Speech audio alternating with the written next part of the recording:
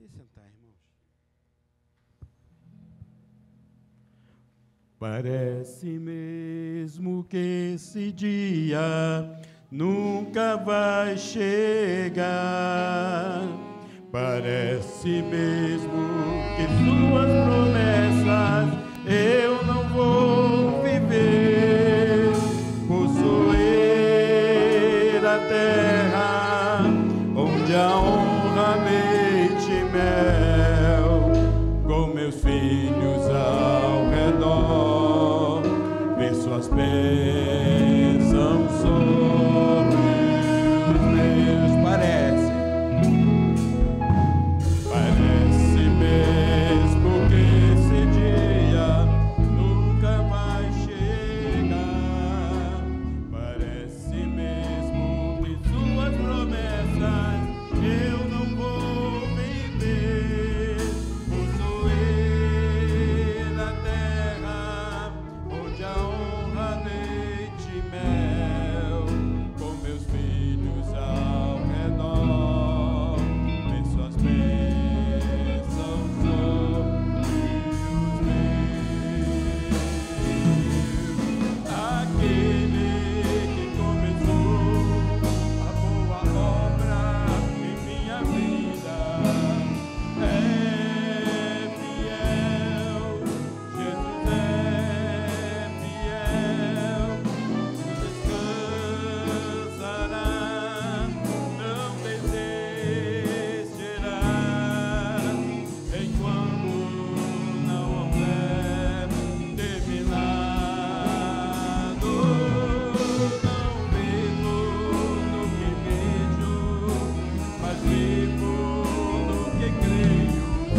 no que creio. Sim, Ele é fiel, Ele é fiel. Eu não morrerei, antes viverei. Tudo bem do Senhor, aqui na terra e no céu. Olhando para Ele, eu entro em seu altar, sentindo seu Espírito queimando o coração. Paz das luzes que não muda, continua a me dizer que esta terra é minha e que nela eu vou viver. Aquele que começou a boa obra em minha vida é fiel, sim, Ele é fiel, não descansará, não desistirá, enquanto não houver terminado. Não vivo do que vejo, mas vivo do que creio. Sim, Ele é fiel, Jesus é fiel. Não morrerei, antes viverei. Tudo bem do Senhor, aqui na terra e no céu.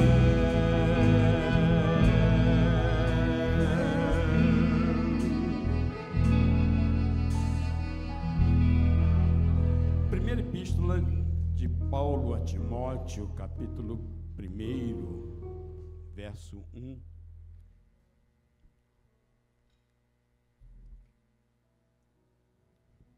Eu estava tarde ali pedindo ao Senhor uma palavra. Interessante que Ele me deu uma palavra e o culto hoje todo falou sobre esperança, sobre promessa, sobre perseverança. E é sobre isso que nós vamos estar falando mesmo. Paulo, apóstolo de Cristo Jesus, pelo mandado de Deus, nosso Salvador, e de Cristo Jesus, nossa esperança esperança. Quem é a nossa esperança? Jesus Cristo, Ele é a nossa esperança. E o que é esperança? Vemos, irmãos, muitas das vezes, algumas situações que nos dão uma aula sobre o que é esperança. Existem pessoas, né, que olham para a situação, por exemplo, do nosso país e falam assim, não tem jeito, isso vai ser cada vez pior. Vocês já viram como é que o pastor Paulo ele faz? Estou vendo um ventinho, um vento de mudança. Estou vendo alguma coisa se aproximando, né? Por quê? É alimentado pela esperança. E muitas das vezes a esperança, ela não toma ciência das coisas que estão acontecendo ao nosso redor, porque a nossa esperança ela é focada em algo que é muito maior. Os irmãos, né, que já foram visitar alguém enfermo, quantas das vezes a gente vai visitar uma pessoa enferma e fala assim, não tem jeito. Isso aconteceu, sabe com quem? Ano passado, com o nosso irmão Alexandre, o irmão Alexandre Lima, né?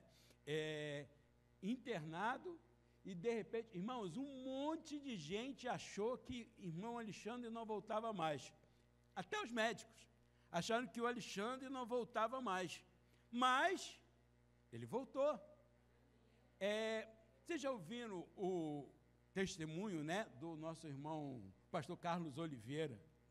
Foi para o hospital, o médico falando o tempo todo que ele não voltava, que ele não voltava, que ele não voltava, e ele está pregando Jesus aí até hoje, né? E ainda vai estar, pelo que a gente vê a força daquele pulmãozinho ali, ele ainda vai pregar Jesus ainda por muito tempo. Porque a esperança, ela tem isso. A esperança nossa, ela não é uma esperança que é baseada apenas naquilo que está diante dos nossos olhos, daquilo que está diante da nossa vista, diante daquilo que nós possamos alcançar. Não é uma esperança baseada apenas naquilo que está tangível, naquilo que nós podemos segurar, mas é uma experiência, né, de fé, é uma esperança onde nós colocamos naquele que realmente tem poder para mudar as circunstâncias, mudar as sortes, mudar toda uma realidade naquilo que nós estamos vivendo. Às vezes, irmãos, a gente não consegue entender, mas de repente o Senhor vai e fala, é a palavra de Deus para o rei, prepara, põe a tua casa em ordem, porque você vai morrer. Aí ele vai, vira a cabeça para o ladinho e fala assim, Senhor, lembra-te de mim, olha quantas coisas eu fiz, Senhor, Senhor. Sabe o que aconteceu? Deus vira para ele, o mesmo profeta Isaías que tinha entregado a recado, falou assim, volta lá, diz para ele que eu estou dando mais 15 anos para ele, e fala para ele o seguinte, para ele ver que eu estou falando verdade, o relógio de Acais, ele vai andar para trás 10 graus. Irmãos, vocês sabem o que é o relógio de Acais andar para trás 10 graus? Significa que o globo da Terra, porque nós sabemos, né, que o dia, o que é o dia? É a Terra girando em torno do seu próprio eixo. E a luz do Sol batendo sobre essa Terra permite que as horas sejam contadas. Relógio de Acais é um relógio solar, onde a sombra mostrava a hora. Para aquele relógio voltar para trás, vocês imaginam o que aconteceu? O globo terrestre girou para trás durante 10 horas. Ele voltou 10 horas para trás. Isso não foi para Deus fazer. Isso foi só para Deus consolar o servozinho dele que tinha, para que ele tivesse certeza que aquilo ia acontecer. Não era porque Deus precisava disso, não. Só para ele poder parar com esse choramingo dele ali, né, como a gente hoje está acostumado, para ele parar com esse mimimi, né, parar com esse choro aí, fala para ele o seguinte, eu vou fazer o globo terrestre voltar para trás 10 graus, para ele parar com essa choradeira. E fala para ele que estou dando a ele mais 15 dias. E a nossa esperança, ela é baseada nisso. Não é um mero otimismo humano. Não é nem eu acreditar. Tem pessoas que falam assim, não, eu não não acredito naquilo que vejo, mas naquilo que creio. Só que muitas das vezes aquilo que a gente crê é uma crença sem pé nem cabeça, é uma crença que não tem lógica, é uma crença que apenas quer massagear o meu ego, que quer apenas fazer com que eu veja que algumas coisas, é uma confiança, é uma crença que muitas das vezes ela não está querendo glorificar a Deus, mas, como disse Jesus ao diabo, é uma crença que às vezes ela tenta tentar a Deus. Ela está querendo mostrar para os outros apenas que meu Deus pode, naquilo que Deus faz, e muitas das vezes nossa tentativa de demonstrar a nossa crença é meramente nós tentarmos ao Senhor. Mas o nosso otimismo, a nossa esperança, ela é diferente. Eu vou pedir ajuda ao Felipe ali. Hoje eu vou fazer o Felipe suar a camisa ali. Hebreus 6:19. Felipe.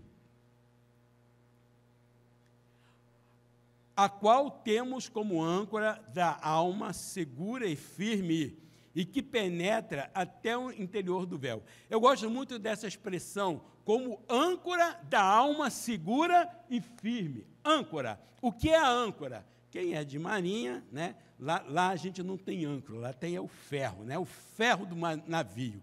E o que é o ferro do navio? É aquilo que, quando nós queremos que o navio fique firme numa posição, a gente solta o ferro, solta a amarra, né? Solta aquele lastro de um monte de corrente que vai passando ali para baixo para segurar o navio numa determinada situação. Às vezes as pessoas falam assim, não, porque a nossa fé é como se fosse um salto no escuro. Irmãos, e isso é a ilustração mais equivocada que existe, porque a nossa fé, nossa esperança, ela é baseada naquilo que Deus é, e é uma esperança colocada em uma base que não pode ser abalada, é uma base que não pode ser retirada, ela não pode cair, é uma base que ela continua firme, é uma base que ela é sólida e ela não pode ser movimentada. E é sobre isso que nós colocamos a nossa esperança. Jesus Cristo, ele é a nossa esperança. E a esperança, Jeremias, né, quando ele estava vendo ali a cidade sendo destruída, no livro de Lamentações, ele diz o seguinte, eu quero trazer à memória aquilo que traz esperança, ou seja, eu quero trazer à memória, ou seja, eu quero ir lá no passado, porque a memória ela vai lá no passado, e eu vou ao passado para buscar aquilo que me impulsiona para frente, porque a esperança é aquilo que faz com que a gente caminhe, é aquilo que faz com que a gente ande adiante. Irmãos, vamos fazer um exercício com a nossa memória, vamos olhar para trás. Olha para trás na tua vida. Ricardo, né? Olha para trás a tua vida. Vânia, olha para trás a tua vida. O que Jesus já nos fez lá atrás, que não está te dando a condição de hoje continuar caminhando, mesmo que muitas das vezes as nossas situações não sejam totalmente agradável, mas continua nos dando a condição de caminharmos, de continuarmos avançando. Por quê? Porque são memórias que trazem aquilo que o Senhor tem feito sobre nossas vidas. Como diz o salmista, né? Se não for o Senhor, se não fosse o Senhor, há muito os nossos amigos teriam nos devorado, as águas teriam nos afogado, teríamos sido destruídos, mas o laço do passarinheiro, ele se quebrou. Irmãos, vocês sabem como é que é o laço do passarinheiro? O laço do passarinheiro é aquele que coloca-se um laço, o passarinho ele pisa, e aquele laço, quando ele sai, aquilo gruda no pé do bichinho, e quanto mais ele puxa, mais aquilo ali vai apertando, mais aquilo ali vai aprisionando. E sabe o que aconteceu? Ele foge. Por que ele foge? Porque o laço se quebra. Não é? E o que faz esse laço se quebrar? O que faz isso acontecer? Irmãos, quantas das vezes nós olhamos para trás e falando assim, eu só estou aqui porque naquele dia o laço se quebrou. O laço se rompeu. E hoje nós temos a condição de estarmos aqui, porque a nossa esperança centralizada em Cristo não é como aquele fala, eu tive sorte, eu tive uma condição. Não, foi Deus que entrou na minha vida e fez aquilo que eu estava precisando. Deus, ele saiu ao meu socorro e entrou com providência naquilo que eu estava precisando. Porque a nossa esperança, ela é centralizada em Cristo. Não existe sorte, não existe coincidência, não existe aquilo que de repente aconteceu, não existe alinhamento de estrela, não existe porque os astros estavam a meu favor, não, foi porque Deus, ele entrou com providência e agiu, porque a nossa experiência, a nossa esperança, a nossa fé, ela é baseada naquilo que Deus é. Filipe, Colossenses 1, 27.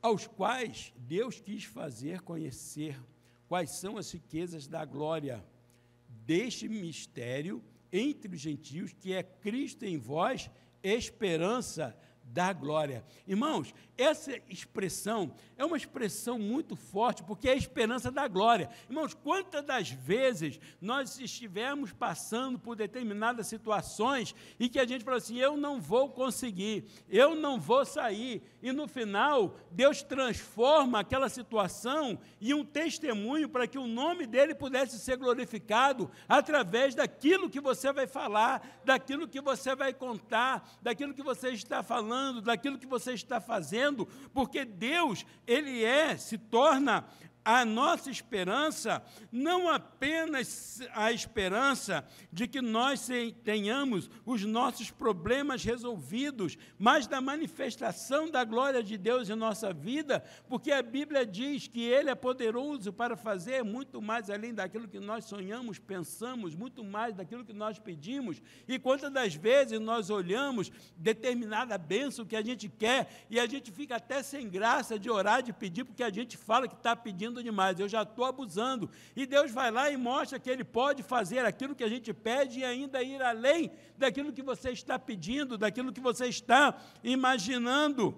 Por quê? Hebreus 12, 2 diz que ele é o autor e consumador da nossa fé. Irmãos, essa passagem é uma passagem que eu acho importante para nós, porque ele é o autor e consumador, ou seja, ele é aquele que coloca a fé dentro do teu coração, ele coloca dentro do teu coração o plano, ele coloca dentro do teu coração um sonho, e é ele que vai fazer com que isso chegue no final. Ele não apenas faz com que chegue lá, mas esse texto, ele fala que quando eu desejo alguma coisa, Deus, ele está colocando aquilo dentro do meu coração para que eu possa caminhar, para que eu possa atingir. E muitas das vezes, irmãos, nós não chegamos aonde a gente olha, aonde a gente pensa, porque nós nos acovardamos no meio do caminho, a gente simplesmente para, a gente simplesmente desiste. Quantas das vezes nós olhamos para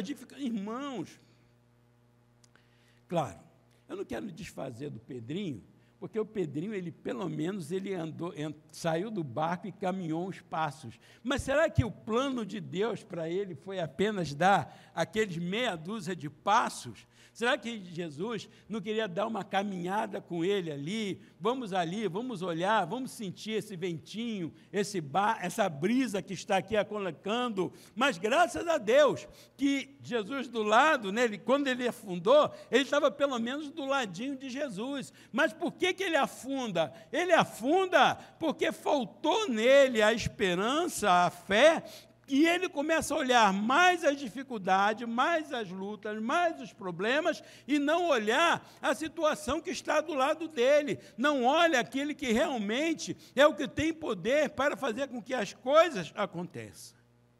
E aí, irmãos, nós temos algumas situações que atrapalham essa nossa esperança. Provérbios 13, 2. Provérbios 13, 2. 12. 13, 12. A esperança demorada enfraquece o coração, mas o desejo chegado é a árvore da vida. Muitas das vezes, irmãos, quando nós desejamos algo e essa esperança, ela demora a acontecer, isso gera em nós um desespero.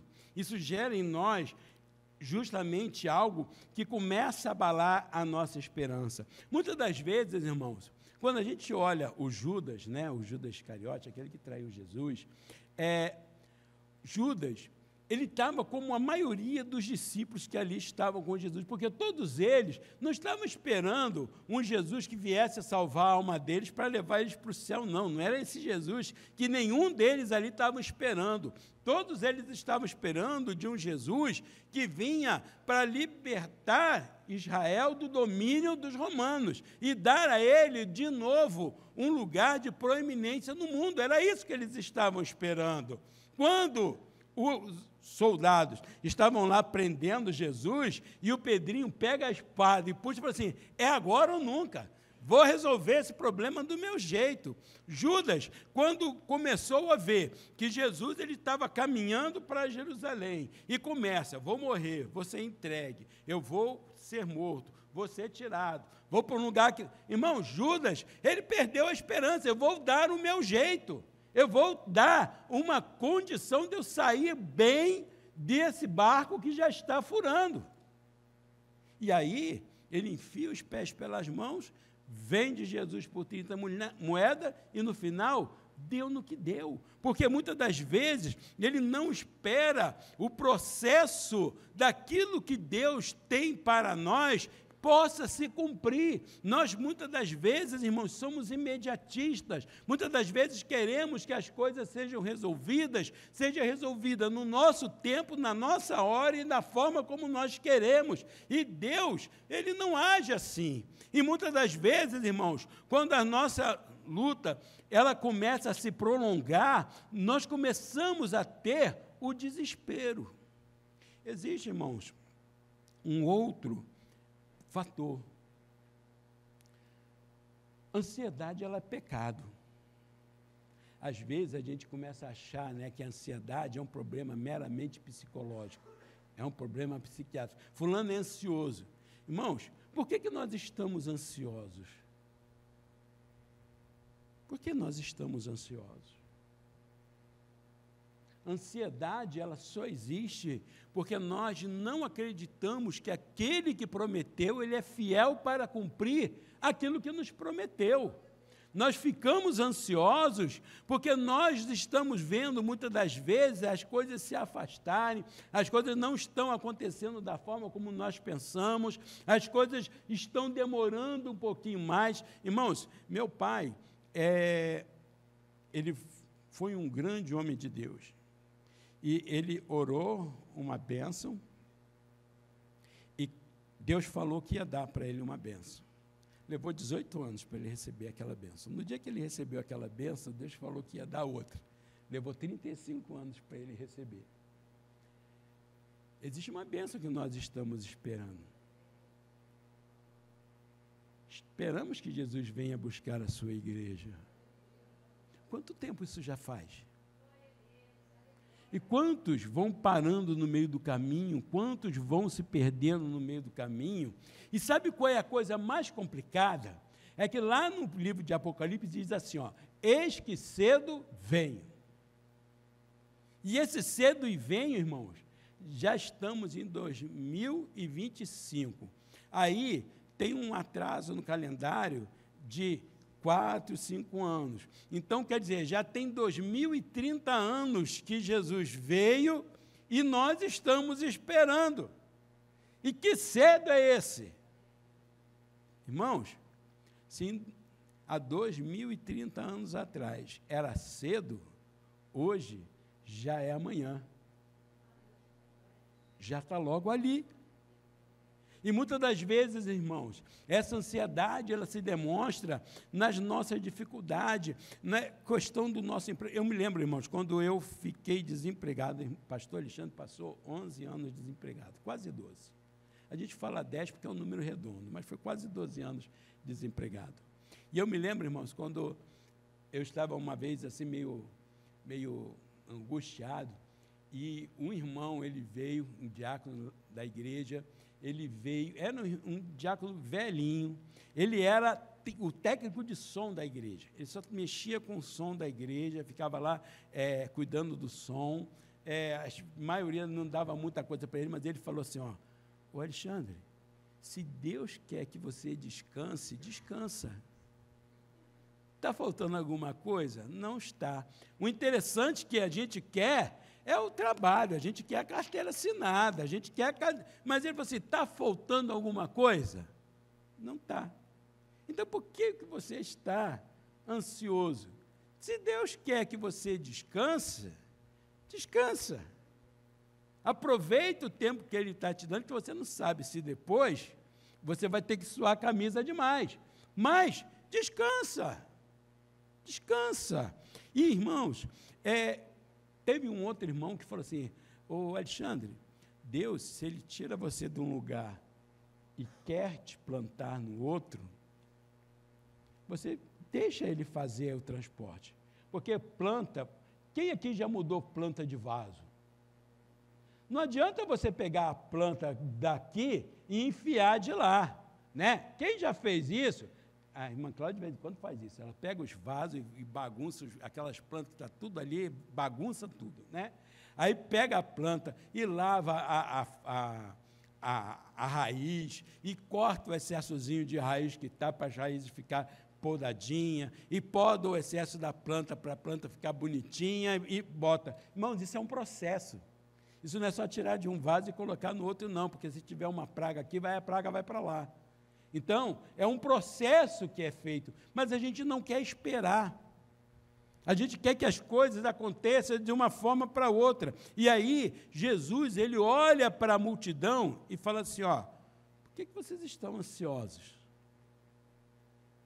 Por que vocês estão ansiosos? Por que vocês querem? Irmãos, bem ou mal, a gente pode até não estar comendo picanha, mas nem que seja a comida que o corvo traga, nós estamos comendo. Querendo ou não, o teto sobre a nossa cabeça tem. Às vezes, chove e a gente precisa botar um baldezinho lá do lado. E aí entra uma coisa que a Bíblia fala, né, que às vezes a gente não entende. A Bíblia fala que tudo aquilo que nós precisamos, Deus conhece as nossas necessidades e Ele supre as nossas necessidades antes da gente pedir. Aí, mas Ele vai dizer, pedi e dar-se-vos-á. Por que eu vou pedir e dar-se-vos-á, se Ele conhece a minha necessidade e atende antes de eu pedir? Porque, irmãos, eu preciso do teto sobre a minha cabeça, eu não preciso de uma casa com 15 quartos, eu preciso do teto. E Deus, Ele vai lá e providencia esse teto. Agora, a casa de 15 quartos, aí você vai pedir. Porque isso não é necessidade. Isso não é necessidade. Porque você está morando numa casa de um quarto só, esquenta não. Quando vier o filho, Ele vai providenciar o quarto para você botar o filho. Vai vir. A necessidade, Ele supre. A necessidade, Ele cuida, e por isso que a nossa esperança, ela é colocada nele. Não é uma esperança colocada contra o mundo, porque esse é um problema para a nossa esperança. Quando nós permitimos que o mundo secularista, o mundo materialista, o mundo cobiçoso, ele venha contaminar a nossa condição, porque muitas das vezes, irmãos, está lá Jairo. Jairo, ele está com a filha morrendo. Vai à procura de Jesus. Encontra Jesus. Jesus está indo lá. De repente, ele para, porque uma mulher doida parou ali e a minha filha está morrendo, e aqui tem uma mulher doida que está parada aqui, e Jesus perguntando quem é que me tocou, quem é que me tocou, minha filha está morrendo, daqui a pouco alguém bate no ombro dele e fala assim, ó, tua filha já morreu. Quantas das vezes estamos orando, buscando a nossa bênção, e quando nós vemos alguém sendo abençoado na nossa frente, ao invés de nós usarmos aquilo como instrumento para que eu continue buscando, muitas das vezes a gente desanima. Por que ele conseguiu e eu não? Por que ele foi e eu não? Irmãos, nós conseguimos muito bem chorar com aqueles que choram. Mas, irmãos, como é difícil a gente se alegrar com aqueles que se alegram. Como é difícil. Se o pastor Paulo, né, chegar aqui um belo dia, olhar para o Ricardo, irmão Ricardo prega bem, dá um monte de elogio para ele, irmão, vai ter alguém que vai sair ali fora e vai dizer assim, ó, nem é tanto assim. Mas se algum dia chamar o Ricardo e apertar o Ricardo aqui, e o Ricardo sair todo tristinho, todo mundo vai bater a porta ali e falar assim, não foi bem assim não, você é bonzinho, você nem merecia isso, porque a dificuldade que nós temos de nos alegrarmos com aqueles que estão alegres, por isso que nós sentimos inveja, por isso que nós olhamos aquilo que é do outro, por isso que a grama do vizinho era mais gorda, porque a gente desaprendeu a se alegrar com aqueles que estão alegres. Eu não olho a bênção que meu irmão está recebendo com a ideia de que não, eu vou continuar pedindo, porque Deus também tem uma bênção para mim. Deus também tem algo para me dar, Deus também tem algo para fazer na nossa vida. Irmãos, nós precisamos entender que Jesus, Ele é a nossa esperança. A nossa esperança ela é depositada naquele que não pode ser abalado. E essa esperança é aquela que nos estimula a buscarmos a nossa transformação. É preciso, irmãos, que nós sejamos firmes, nós sejamos inabaláveis, nós sejamos aqueles que estamos sempre abundantes na obra do Senhor, porque a esperança ela não é passiva. A esperança não é passiva. Eu acredito que Deus vai abrir a porta. Aí eu vou ficar aqui, igual Cinderela, né? Dormindo aqui, ou como diz o nosso hino nacional, deitado eternamente em berço esplêndido, esperando o milagre cair do céu. Não vai cair. Não vai cair. Precisamos arregaçar manga e trabalhar, porque Deus ele vai fazer o fruto do nosso trabalho produzir. E nós fazemos isso. A Bíblia fala, pela manhã, semeia a tua semente, de tarde não retira a mão dela, porque você não sabe qual delas será boa, ou se ambas serão igualmente boas. Imagina, o semeador saiu a semear, ele foi plantando, caiu um pouquinho na boa terra, um pouco caiu na pedregal, outro caiu no meio dos espinhos. Irmãos, mas imagina nós plantando e todas as nossas sementes sempre caindo em boa terra. E caindo em boa terra não é porque a gente está tomando cuidado, não. É porque Deus transforma a boa terra. É a esperança em Deus, é a confiança em Deus, que vira para Ló e fala assim, ó, você escolhe para onde você quiser ir. Lógico que ele esticou o zoião, olhou para a campina lá de Sodoma e falou assim, eu vou para lá. Está igualzinho a planície de Jordão, está igual Gerar, é para lá mesmo que eu vou. Daqui a pouco, irmãos, estava tendo que fugir, que estava tudo sendo queimado. E Abraão foi para o deserto. Foi para o deserto. Não teve problema, enriqueceu a sua casa, deixou a herança para os seus filhos. Por quê? Porque ele sabia que a bênção na vida dele não dependia da campina, não dependia da terra, mas era pela bênção de Deus em suas vidas, era Deus trabalhando no seu ser, era Deus trabalhando em cada um de nós. Irmãos, nós precisamos aprender a manter a nossa esperança em Deus, mesmo contra as nossas evidências. porque a última palavra é de Deus. E muitas das vezes, irmãos, nós vivemos receitando a última palavra de Deus para os outros. Mas quando nós precisamos viver, irmãos, como isso é complicado. Como a fé, quando alguém está passando por uma luta, é muito fácil nós virarmos para o irmão e falar assim, irmãos, acredita, vamos ter fé, vamos orar, que vai resolver. Irmãos, isso é uma maravilha. Mas e quando o problema está comigo? E quando alguém bate no meu e fala assim, ó, está contigo. Você viu como é que é pique? Está contigo, agora o problema é teu. E aí? Como que a gente fica? Irmãos, a Bíblia diz que a nossa fé, ela tem que ser fé como o grão de mostarda, porque o grão de mostarda, ele é pequeno, mas quando ele cai na terra, ele cresce, e as aves do céu, elas vêm se aninhar embaixo delas.